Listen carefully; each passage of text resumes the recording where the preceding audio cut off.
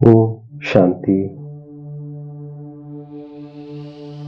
நாம் தந்தையிடம்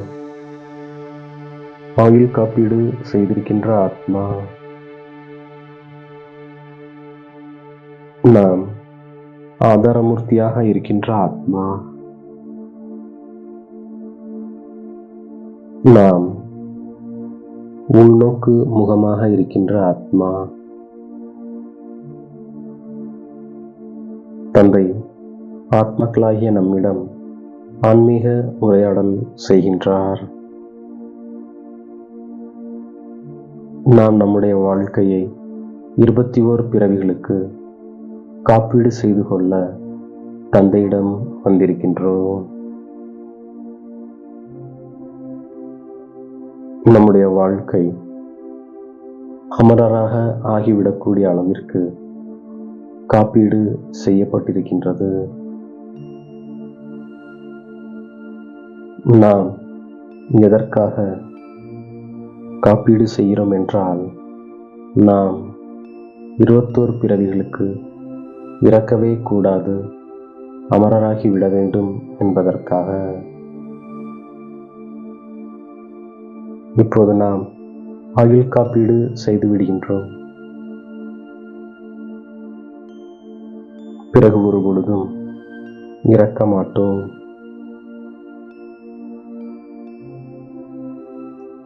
நாம் இப்போது இனிமையான தந்தையை நினைவு செய்கின்றோம். அவரை விட இனிமையான பொருள் வேறு எதுவும் கிடையாது. தந்தை நம்மை அமரராக ஆக்குவதற்காக வந்திருக்கின்றார். நாம் முயற்சி செய்து நாம் பதித்தமாக ஆகியுள்ளோம். மீண்டும் நாம் தூய்மையானவர்களாக ஆக வேண்டியிருக்கின்றது. அதற்காக இனிமையான தந்தையை நினைவு செய்கின்றோம். நாம் முயற்சி செய்து அமரராகி அமரபுரிக்கு அதிபதியாக ஆகின்றோம். இது அமரக்கதையாகும். மூலவதனம் என்பது மன்மனா பவ. அமரபுரி என்பது மத்யாஜி பவ. முக்கியமான விஷயமே இனிமையான தந்தையை நினைவு செய்வதாகும். எழுந்தாலும் அமர்ந்தாலும் தந்தையை நினைவு செய்து குஷியோடு இருக்கின்றோம். யாரை நாம் வாருங்கள், வந்து தூய்மையாக ஆக்குங்கள் என்று அரை கல்பமாக நினைவு செய்து கொண்டிருந்தோமோ, அந்த தந்தை மீண்டும் வந்திருக்கின்றார். நாம் எல்லையில்லாத வைராக்கியமுடைய குழந்தைகளாகவும்,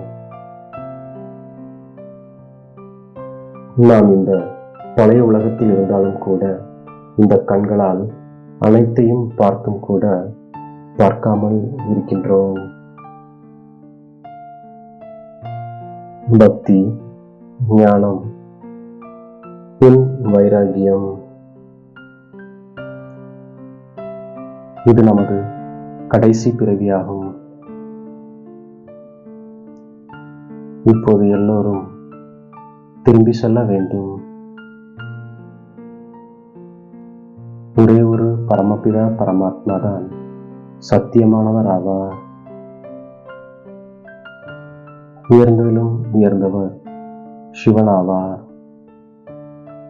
அவர்தான் ஞானக்கடல், பதித்த பாவனர் ஆவார். புதிய சிருஷ்டியின் படைப்பு கர்த்தா ஆவார். தந்தை சின்னஞ்சிறிய புள்ளி ஆவார். எப்படி நாம் நாடகத்தின் பந்தனத்தில் கட்டுப்பட்டு இருக்கின்றோமோ, அதே போன்று தந்தையும் நாடகத்தின் பந்தனத்தில் கட்டுப்பட்டு இருக்கின்றார். அனைத்து ஆத்மாக்களுக்கும் அவரவர் பாகம் நடிப்பதற்கு கிடைத்திருக்கின்றது. இந்த சிருஷ்டி என்ற சக்கரம் சுற்றிக்கொண்டே இருக்கின்றது. சங்கமிகத்தில்தான் தந்தை மாற்றத்தை ஏற்படுத்துகின்றார். ஆத்மாக்களாகிய நமது தந்தை எவ்வளவு இனிமையானவராக இருக்கின்றார். நாம் ஆத்ம அபிமானி ஸ்திதியில் இருப்பதற்காக மிகவும் பயிற்சி செய்கின்றோம். நாம் தந்தையை நினைவு செய்து கொண்டே இருக்கும் பொழுது விக்ரமங்கள் விநாசமாகிக் கொண்டே இருக்கின்றது. ஞானம் இப்பொழுது சங்கமத்தில்தான் கிடைக்கின்றது. நாம் இப்பொழுது தந்தையை நினைவு செய்கின்றோம், சக்கரத்தை நினைவு செய்கின்றோம். நாம் ஆன்மீக சேவையில் மும்முரமாக இருப்பதாலும் யோகத்தில் இருந்து சேவை செய்வதாலும் சத்தியுக ராஜதானி ஸ்தாபனை செய்வதில் நாம் உதவி செய்பவர்களாக ஆகின்றோம். அப்பா, நாங்களும் உங்களிடமிருந்து முழு ஆஸ்தியை பெறுவோம் என்ற குஷியின் கீதம் உள்ளுக்குள் ஒலித்துக் கொண்டே இருக்கின்றது. நாம் மிகவும் பாக்கியசாலி ஆவோம். ஏனெனில் நாம் இங்கு ஈஸ்வரிய சந்ததியாக ஆகின்றோம். நாம் இப்பொழுது ஈஸ்வரிய புத்தி உடையவர்களாக ஆகியிருக்கின்றோம். இந்த ஞானம் நமக்கு இப்பொழுது கிடைத்துக் கொண்டிருக்கின்றது.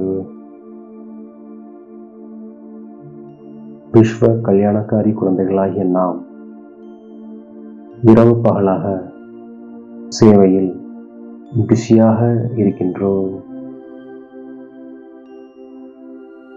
ஆகையால் நமக்கு கனவிலும் கூட புதிய புதிய விஷயங்கள், சேவையின் திட்டங்கள் மற்றும் வழிமுறைகள் தெரிய வருகின்றன.